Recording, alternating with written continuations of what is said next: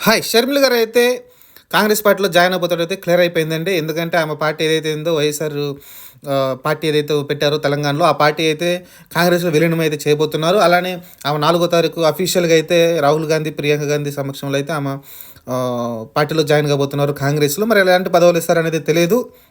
3, 4 ఆప్షన్లు అయితే కనబడుతున్నాయి. ఒక ఆప్షన్ వచ్చేసి రాజ్యసభ ఇస్తారని, అలానే పీసీసీ ఇస్తారని తెలుస్తుంది. ఆంధ్రప్రదేశ్‌కి పీసీసీగా, అలానే రాజ్యసభ ఒకటి వస్తుందని.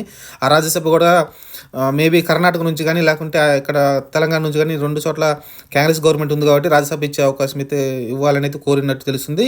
ఇంకొకటి వచ్చేసి కడప ఎంపీగా అయితే సీట్ అడుగుతున్నట్టు తెలుస్తుంది. దానికైతే అభ్యంతరం ఉండకపోవచ్చు కాంగ్రెస్‌కి కూడా. ఎందుకంటే కాంగ్రెస్ అని అధికారులు పోటీ చేయడానికి అభ్యర్థులే లేరు. ఆమె కడప నుంచి పోటీ చేస్తా అంటే ఇచ్చేస్తారు ఈజీగా అయితే. అలానే పీసీసీ కూడా అడుగుతుంది కాబట్టి చూడాలి. ఇది ఒకటి ఉంది. ఇంకపోతే ఇలా అయితే చాలా కోరికలు అయితే పెట్టుకున్నారు. మరి ఆమెను ఎలా వాడుకుంటారని